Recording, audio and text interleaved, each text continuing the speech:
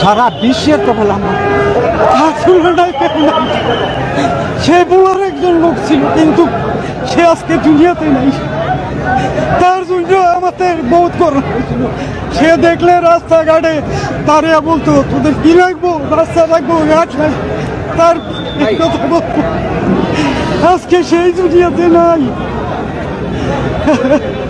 তবলা আহমদের মতো সারা বিশ্ব একটা লোক নেই। আপনার এই যে বলাতে কত কাজ কাম উন্নয়ন সব তবলা আহমদ করছে, এবং সারা বিশ্বে তার নাম ছিল, এবং বাংলাদেশের ভিতরে তার মতো গরিব নেতা আর দুনিয়াতে আর হবেও না, আর বলার জন্য কিছু হবেও না।